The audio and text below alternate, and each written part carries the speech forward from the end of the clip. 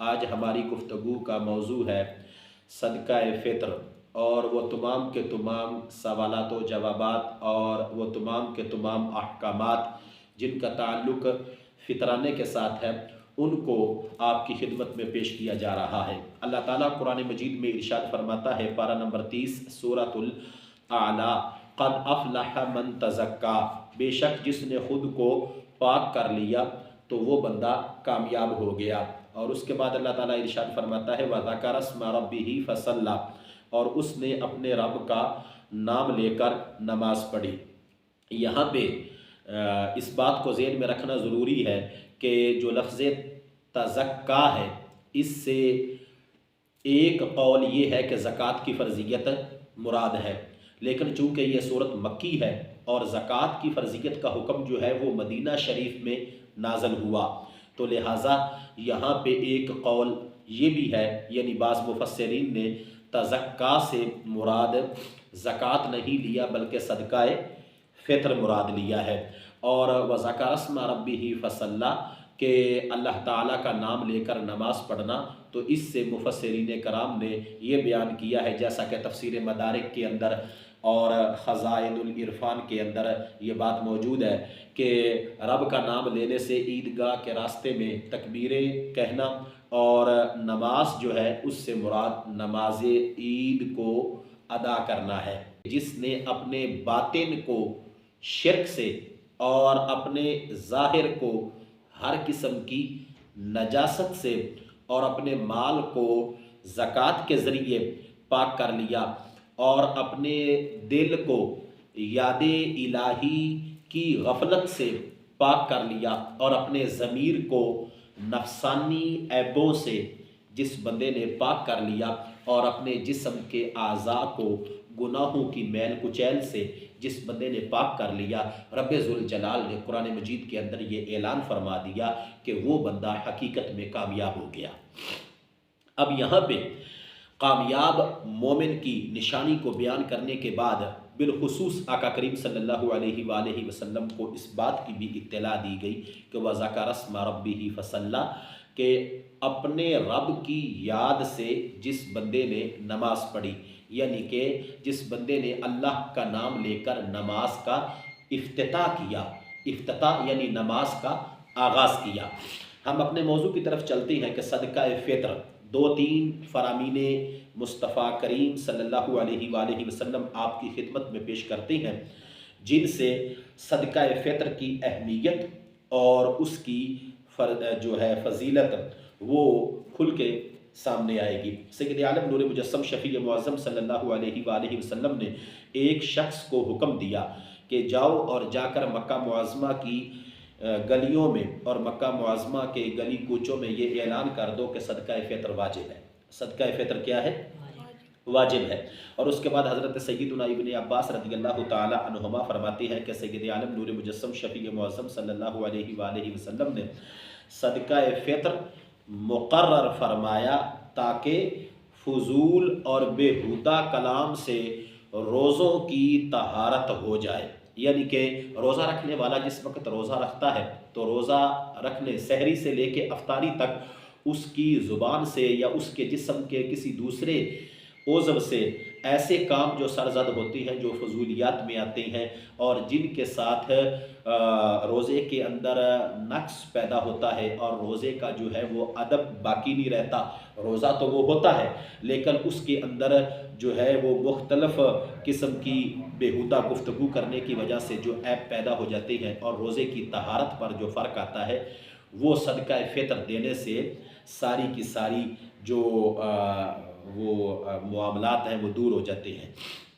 اور اس کے بعد صدقہ فطر کی اہمیت اور صدقہ فطر کی جو فضیلت ہے، کنز العمال کے اندر یہ حدیث پاک موجود ہے۔ حضرت انس بن مالک رضی اللہ تعالی عنہ اس حدیث کو روایت کرتے ہیں کہ آقا کریم صلی اللہ علیہ وآلہ وسلم نے فرمایا، جب تک صدقہ فطر ادا نہ کر دیا جائے تو روزہ دار کا جو روزہ ہے وہ زمین اور آسمان کے درمیان معلق رہتا ہے، یعنی کہ لٹکا رہتا ہے۔ یہ تو تھی وہ احادیث مبارکہ جو صدقہ فطر کی واجبیت اور صدقہ فطر کی اہمیت اور صدقہ فطر کی فضیلت کو جو ہے وہ ظاہر کرتی ہیں۔ اب آگے چلتی ہیں کہ صدقہ فطر جو ہے وہ کس پر واجب ہے۔ یاد رکھیں صدقہ فطر کے لیے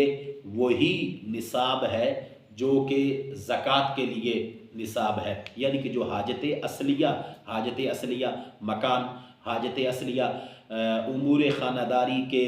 وہ تمام کے تمام جو ہے برتن وغیرہ اور وہ ساری چیزیں جو کہ ایک انسان کو زندگی گزارنے کے لیے ضروری ہیں، ان سے بندہ فارغ ہو، یعنی ان کے علاوہ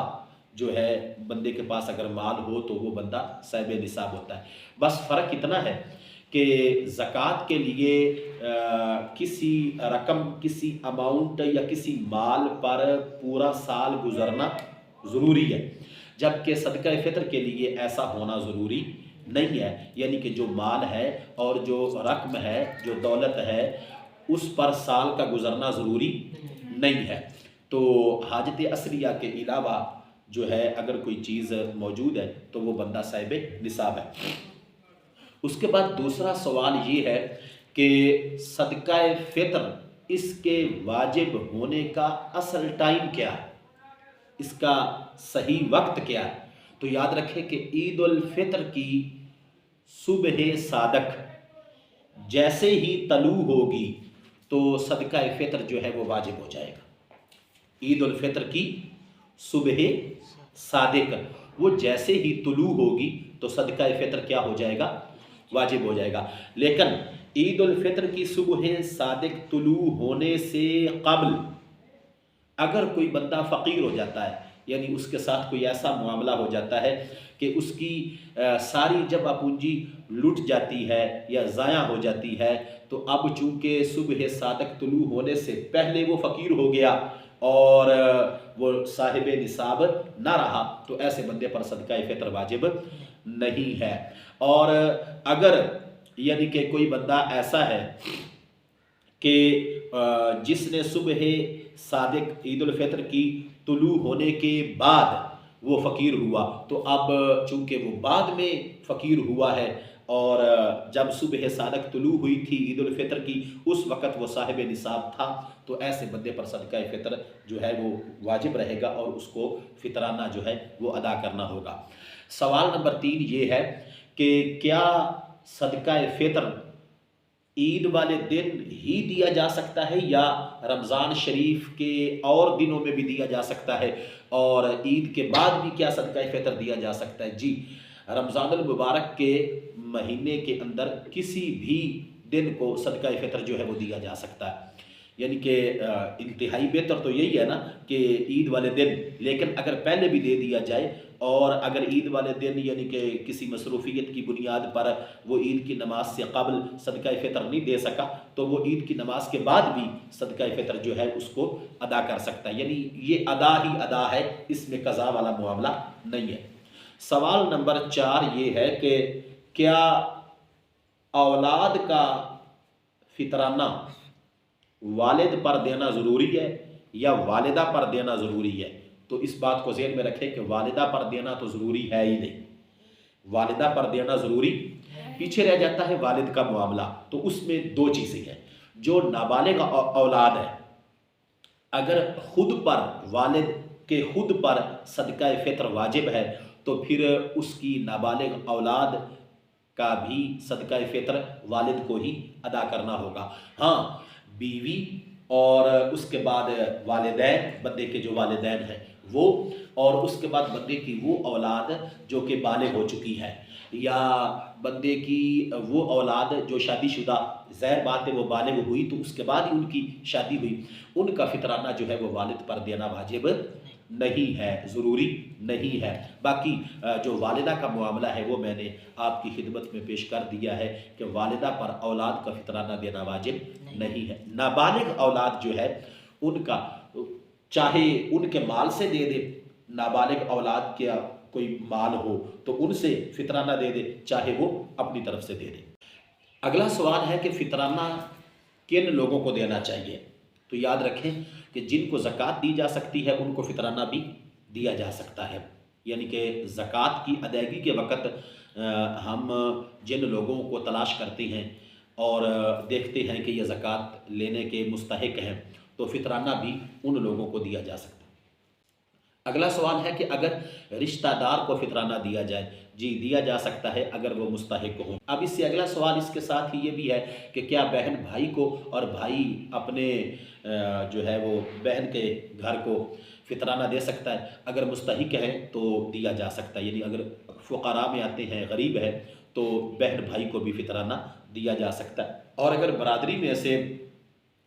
کوئی ایسا گھر ہے کہ جن کے ساتھ کوئی ناچاکی ہے یا جن کے ساتھ لڑائی وغیرہ چل رہی ہے یا بول چال ختم ہے، تو ان کو فطرانہ جو ہے وہ دیا جائے تاکہ ان کا دل جو ہے وہ صلح کی طرف مائل ہو اور آپس کی جو کشیدگی ہے وہ دور ہو اور ان کو محسوس ہو کہ ان کے دل کے اندر ہمارے لیے احساس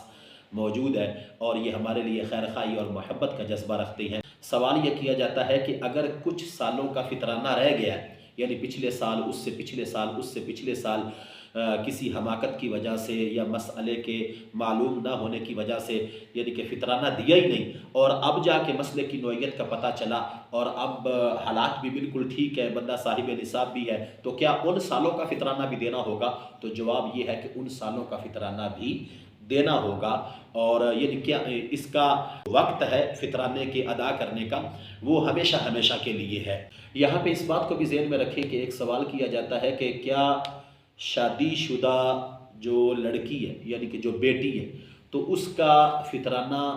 کیا والد کو دینا ہوگا کہ بیٹی کی شادی ہو گئی اور وہ اپنے گھر چلی گئی، اپنے شوہر کے گھر وہ زندگی گزار رہی ہے؟ تو یاد رکھیں کہ بالغ اولاد کا جس طرح کا پہلے مسئلہ بیان کیا جا چکا ہے وہ والد پر فطرانہ ہے ہی نہیں۔ اگلا سوال یہ ہے کہ جس بندے نے روزے نہیں رکھے،